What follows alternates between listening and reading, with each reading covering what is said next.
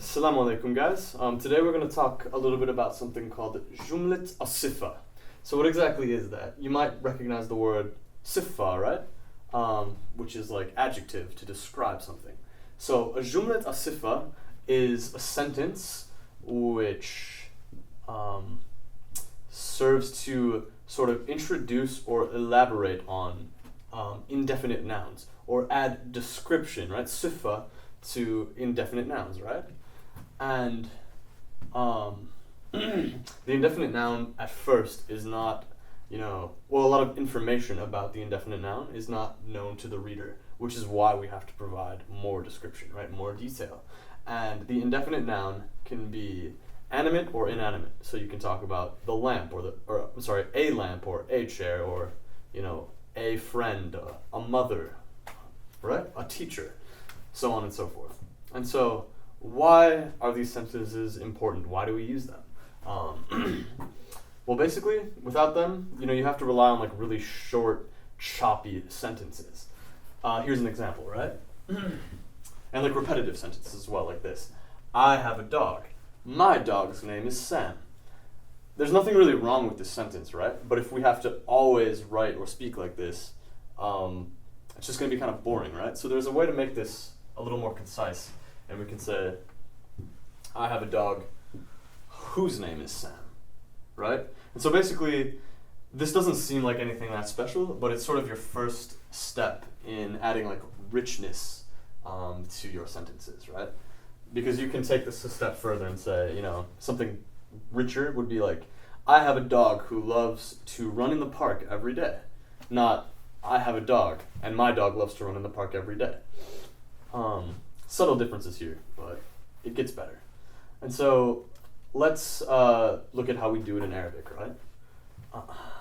First, you have to introduce the indefinite noun. Let's use the dog again, right?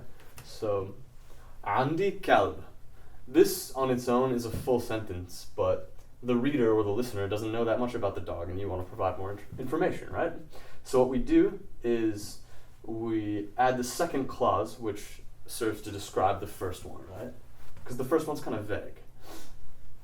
And so let's say ismuhu Sam. This is also a sentence that could stand on its own, right? It's a full sentence. But in this case, when you put them together, the second clause, adds clarity to the first. So عندي كلب اسمه Sam. And the key thing to remember here is that in English, when we say something like this, we say, I have a dog whose name is Sam. But here, they sort of omit that word. It's just implied, right? So, عندي كلب اسمه Sam. If we translate that literally, it's, I have a dog, his name is Sam. But in effect, it just means I have a dog whose name is Sam. And so let's look at a few more examples.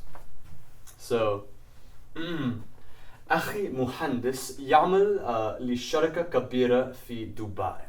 So, my brother is an engineer, and then that's like the first clause, right? أخي مهندس. Muhandis is the indefinite noun that's being introduced. And أخي مهندس, that's a complete sentence, right? My brother is an engineer, but it's simple, we want to add more. And so we say, يعمل لشركة كبيرة في دبي, right? And so, basically, this second clause could also be its own sentence. He works for a big company in Dubai, but together it creates a much richer sentence. My brother is an engineer who works for a big company in Dubai. And the ya here in yamil, it sort of refers back to akhi, right? It corresponds with that. It's the correct sort of conjugation. And that will become important later when we look at another kind of jumlat al-sifa, a sifa, right? But one more example. صديقتي خطبت لرجل أمريكي يدرس الطب في الجامعة. So what's the indefinite noun that's being introduced here? It's rajul, or rajul Amriki, an American man. That's an indefinite noun, right? And if we just took it by itself, it actually would form a complete sentence. My friend got engaged to an American man. But we might want to add more detail to that, right? Make a richer sentence. So we say, يدرس الطب في الجامعة. And that, starting with يدرس, that is a full sentence. يدرس الطب في الجامعة. But together it forms, my friend got engaged to an American man who studies medicine in university. And just remember that the who is omitted, it's implied. And whoops, one more. هذا الجبل عمره قديم جدا. And so what's the indefinite noun here? It's جبل, right? Mountain. And هذا الجبل is this is a mountain, which again, sorry to be repetitive, but that is a full sentence, but it's kind of boring and dull, right? So you want to add something to it. This is a mountain whose age is very old, right? But notice there's no word for whose. It just goes straight to عمره قديم جدا. Okay, great. But as I hinted at before, there's another kind of jumlat asifa, right? And it's a kind where the indefinite noun in question is either the object of a verb or the object of a preposition, right?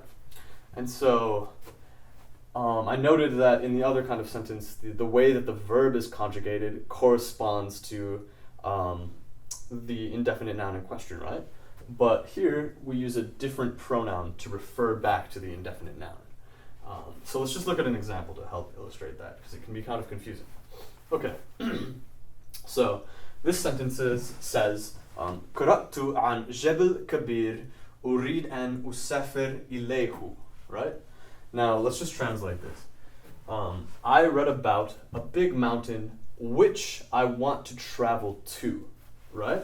And so the indefinite noun here is Jebel, or Jebel Kabir, right? A big mountain.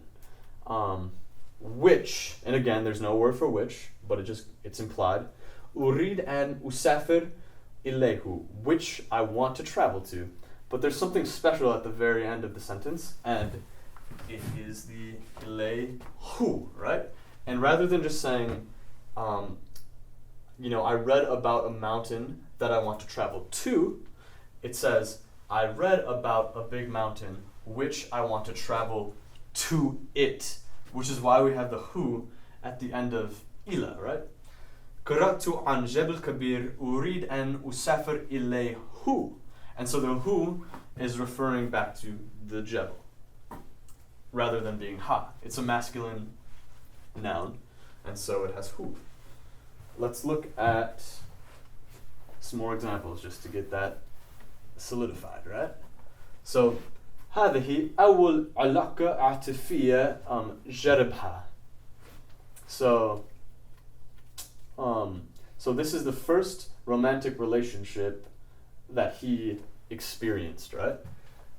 But it's saying that he experienced it, right? The ha in جربها corresponds to علاقة, right? One more example. زرت شقة جميلة أتمنى أن أسكن فيها أو بها, right? So زرت, I visited a beautiful apartment. And the apartment, that's an indefinite noun, right? And so I visited a شقة جميلة that I hope to. And notice there's no that here, just jump straight to the verb. I visited a beautiful apartment.